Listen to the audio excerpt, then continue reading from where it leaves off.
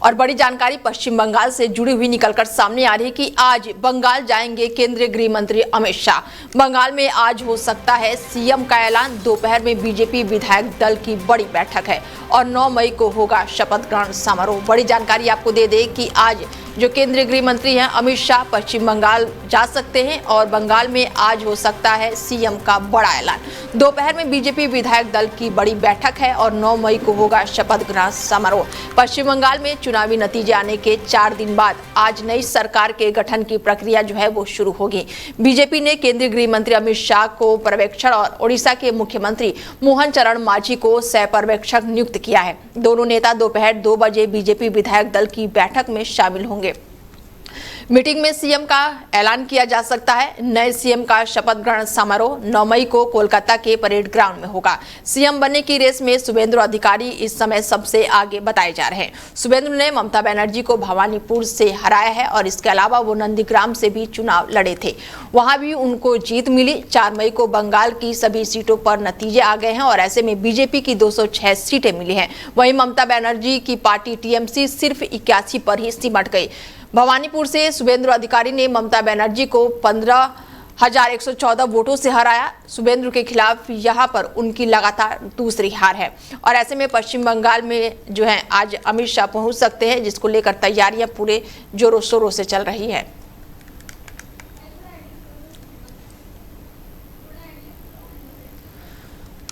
बता दें कि 9 मई को सीएम जो है कार्यक्रम है शपथ ग्रहण का। शिखा सिन्हा जी जुड़ चुकी हैं बीजेपी से प्रवक्ता हमारे साथ, उनसे बातचीत करते हैं कि बेहद ही खास दिन माना जा रहा है आज पश्चिम बंगाल के लिए। शिखा जी बहुत स्वागत है आपका डेली 24 भारत में। जी बहुत बहुत धन्यवाद। बिल्कुल शिखा जी, ऐसे लगातार हम चर्चाएं आपसे कर रहे हैं और आज का जो दिन है बेहद ही खास माना जा रहा है। अमित शाह जो है वो पहुंचने वाले हैं और दोपहर में बातचीत होगी, बैठकें होंगी, तो कितना खास होगा? और सीएम की फेस की बात करें तो क्या लग रहा है? देखिए, बंगाल का चुनाव की जीत भारतीय जनता पार्टी के लिए एक ऐतिहासिक जीत है, जो कि उनको 208 सीट मिले हैं।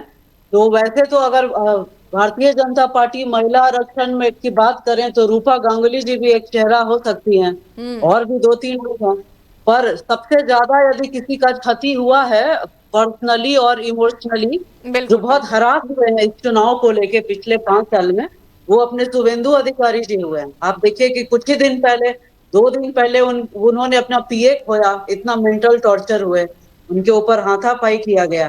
तो और जैसे कि वो पिछले 3 बार से ममता बनर्जी को हरा रहे हैं, तो कायदे से देखा जाए तो सीएम पद के हकदार शुभेंदु अधिकारी से और अच्छा कोई हो नहीं सकता है। बिल्कुल बिल्कुल जी जी। और बाकी जो है वो अपना वहाँ सांसदीय सारे विधायक मिलके, जो 208 विधायक हैं, वो लोग डिसाइड करेंगे कि उनका सीएम चेहरा कौन होगा भारतीय जनता पार्टी का। ऐसे में महिला फेस की अगर मैं बात करूं शिखा जी, तो महिला फेस में इस समय किसका नाम सबसे आगे चल रहा है? जी, महिला फेस की बात करें तो ये संभावना है रूपा गांगुली जी, जो कि काफी दशक से भारतीय जनता पार्टी के लिए बहुत एक्टिव और बहुत सेवा करती रही हैं। हारने के बाद भी उन्होंने अपना फील्ड नहीं छोड़ा, जनता के दिल में कंटिन्यू उनका प्यार रहा है।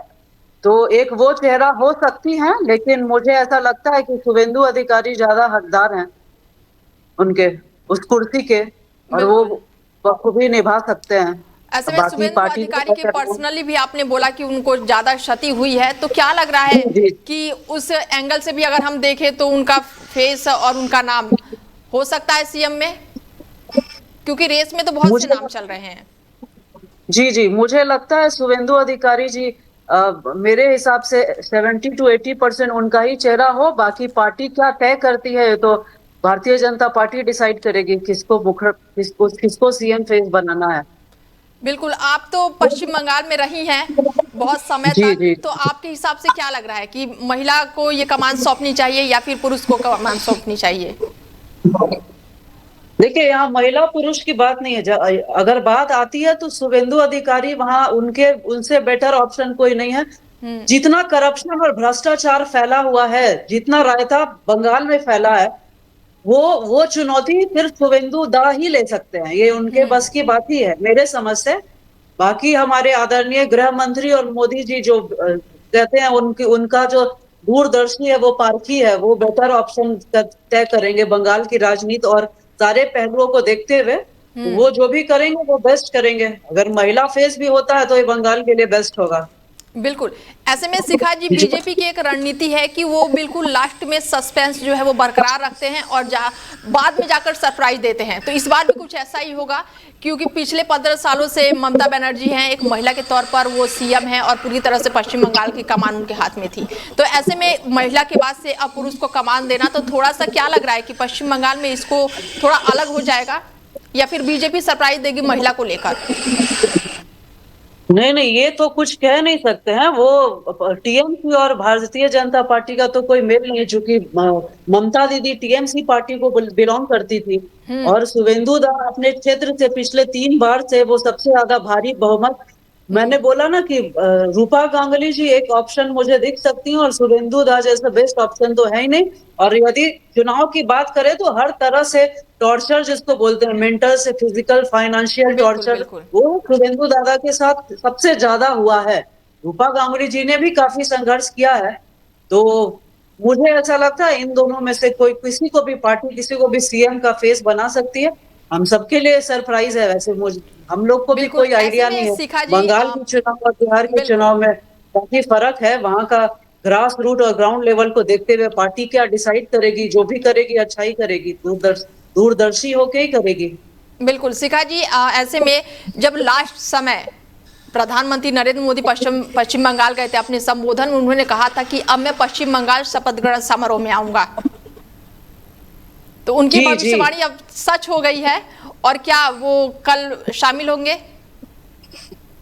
जी बिल्कुल शामिल होंगे। कल प्रधानमंत्री मोदी जी बिहार में शामिल हुए थे शपथ ग्रहण और नए कैबिनेट विस्तार के लिए। उसके बाद उनका वहीं जाना था, पश्चिम बंगाल ही जाना है।